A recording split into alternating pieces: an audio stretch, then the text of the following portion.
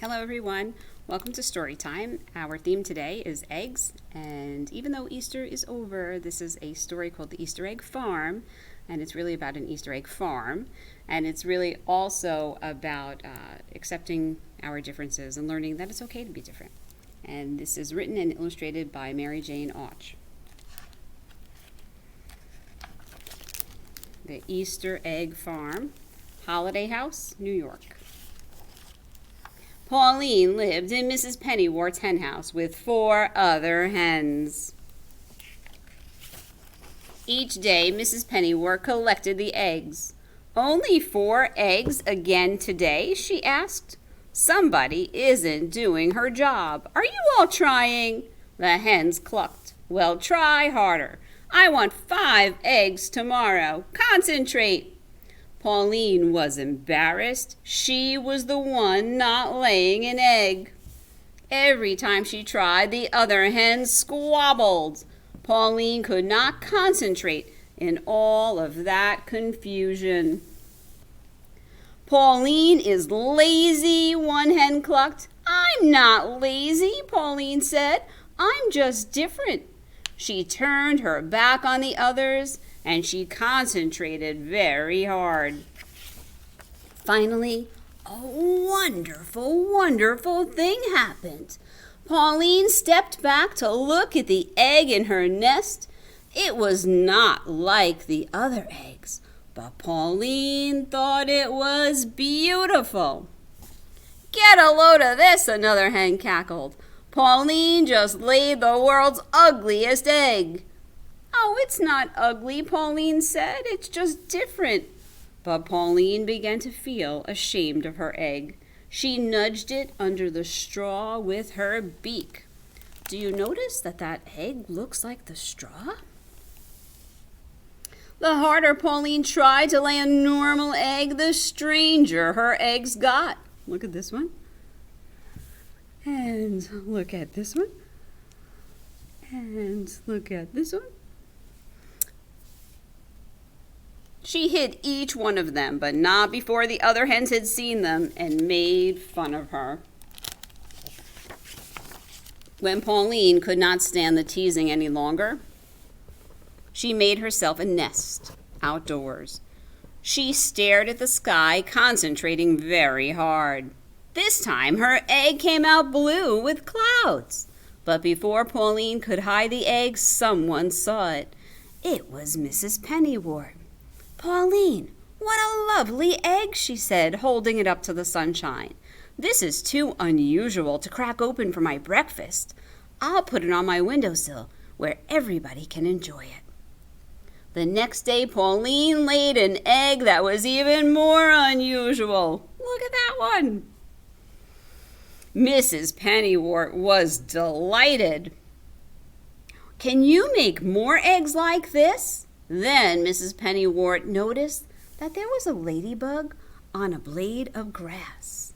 "Hey, I get it. The egg comes out looking like whatever you see, right?" Pauline blinked. She wasn't quite sure how it worked herself. "This is fantastic," Mrs. Pennyworth said. "Come into the house with me. We will see what kind of eggs you lay there." Pauline loved being inside. There were lots of pretty things to look at. In her new surroundings, Pauline became quite creative. Soon her unusual eggs lined the windowsills of Mrs. Pennyworth's house. You'll see that her eggs look like certain things that she's noticing, like Mrs. Pennyworth's dress. Is that egg?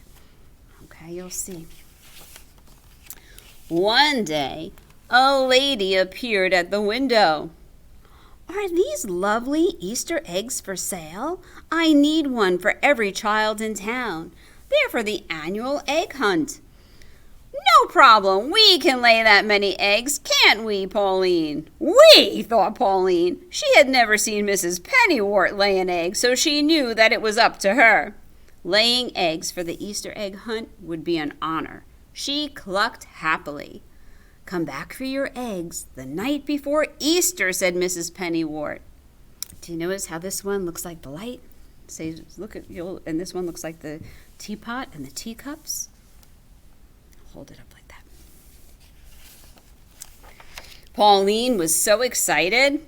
She started laying 2 eggs a day, then 3, then 4. Mrs. Pennywort began taking Pauline on field trips for inspiration. The first week, they went to the art museum.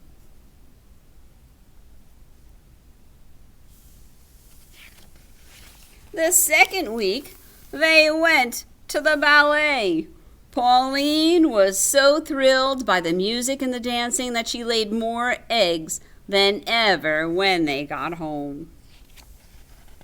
Finally, it was the day before Easter. "The egg lady will be here tonight," said Mrs. Pennywort. "I better start packing up the eggs." She lifted an egg from the windowsill. Uh-oh, there's a crack in this shell. Mrs. Pennywort ran to another window. "Pauline, some of the eggs are hatching. We should not have left them in the sunshine." Soon, baby chicks were popping out all over the sunny side of the house. "Stay in there," Mrs. Pennywort shouted at the unhatched chicks. "You're ruining the eggs." But the chicks did not listen. They just kept hatching and hatching. Do you see all the colors of the chicks? Look at them. Mrs. Pennywort took the broken shells to the table and frantically tried to glue them together. "Oh, it's no use. I was never any good at craft projects." Just then there was a knock at the door. "Yoo-hoo," called the egg lady. "I'm here for the Easter eggs." "Do I have a deal for you," said Mrs. Pennywort. "How would you like Easter chicks instead of Easter eggs?"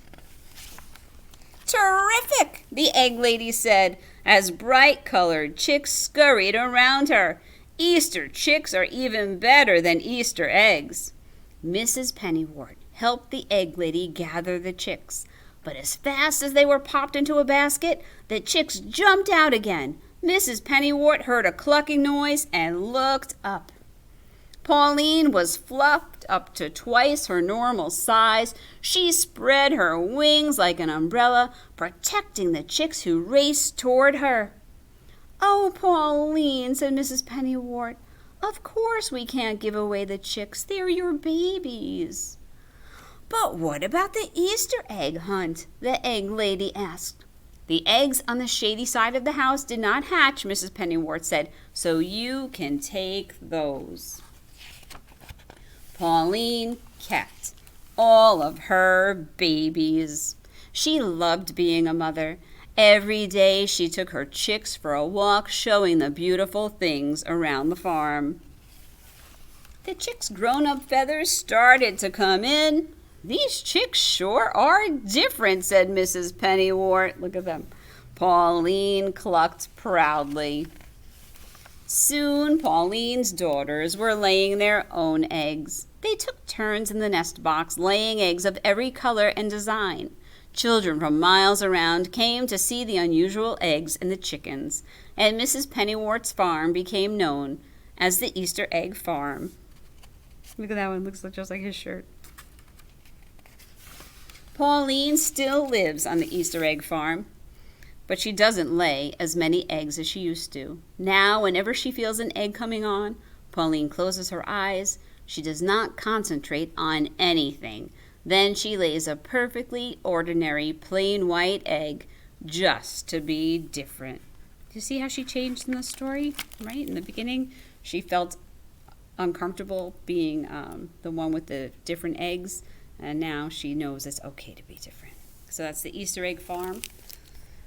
And now the next story I have for you is called Mrs. Chicken and the Hungry Crocodile. I'm getting a glare from the window. Let me just turn this. Okay.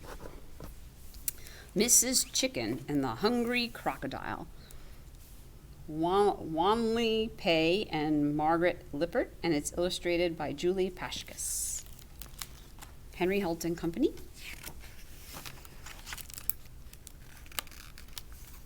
And this is a traditional story from Africa. One morning, Mrs. Chicken took her bath in a puddle. "Cluck, cluck," she said proudly. "What a pretty chicken I am. Big, bright eyes, short, smooth beak. But I can't see my wings. This puddle is too small. She walked down to the river to get a better look.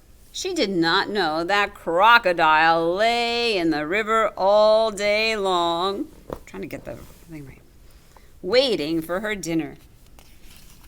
Mrs. Chicken leaned over the water. She said, I still can't see my wings. I see scaly green legs and a long mouth with sharp teeth, but where is my beak? Crocodile lay very still and waited. Yum, yum, she thought. That's my dinner. I look different in the river, said Mrs. Chicken.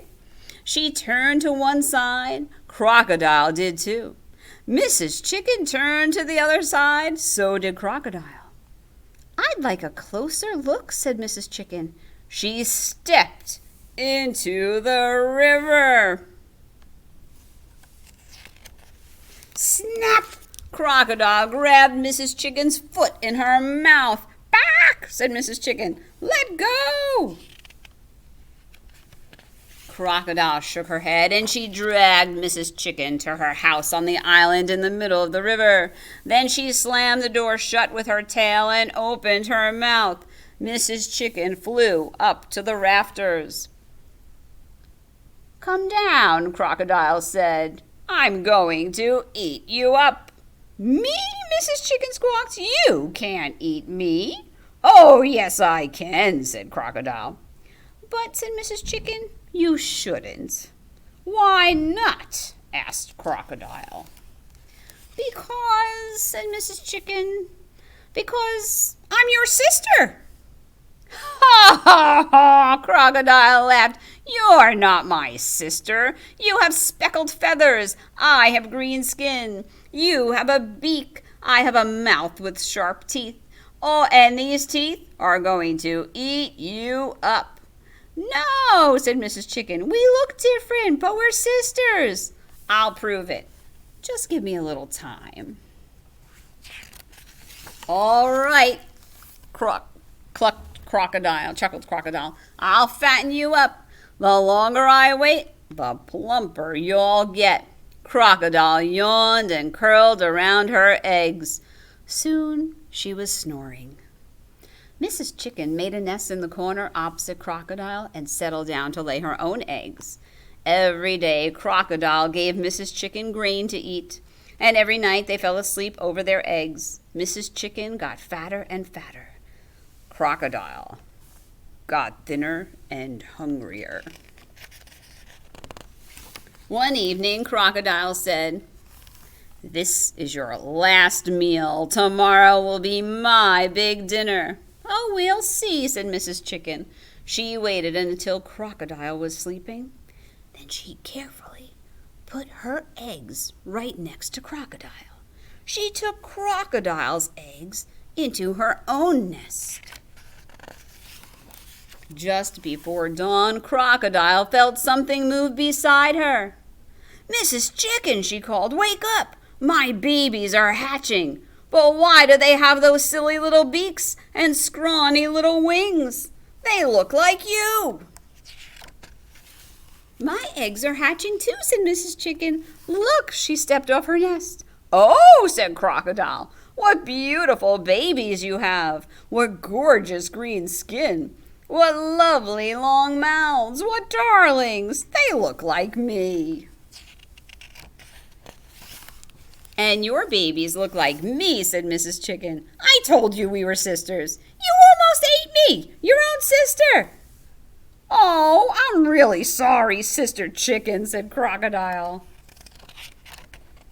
I have an idea, said Mrs. Chicken. Since you like my babies so much, you can have them. And I'll take your funny-looking babies instead. Oh, thank you, Sister Chicken, said Crocodile. Don't mention it, said Mrs. Chicken. Sisters help one another. So they switched babies. Time for us to go home now, Mrs. Chicken said. She and her babies climbed onto Crocodile's back, and Crocodile carried them across the river. Bye-bye, sister, Crocodile said. Mrs. Chicken waved her wing and hurried her chicks up the riverbank.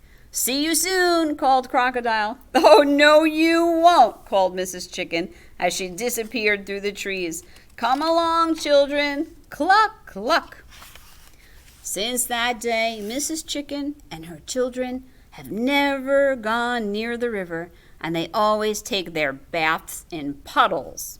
"Big enough for us," Mrs. Chicken tells her children, "and much too small for crocodiles." And that is Mrs. Chicken and the Hungry Crocodile. Okay, so today for your craft, you're going to make an egg gnome. See that? There we go. And in your craft bag are the materials for you to do that. You have an egg shape, okay? And what you will do is you will have a hat shape, okay? And you could use whatever side color you like for your hat shape. And you will use some glue and glue it on there like that. And then you have some cotton balls. So you could kind of glue it across the top of the hat like that. When you're gluing the cotton ball, instead of putting the glue on the cotton, just put it maybe on a line like this and then glue across. And then you could also save some for like a beard. Okay. And then there are some eyes there and that you can glue on as well. And also some paper for you to make some little eyebrows. And then you can decorate your own little face on there, and then you will have an egg gnome just like that. All right. Thank you for joining me for story time today, and have a great evening.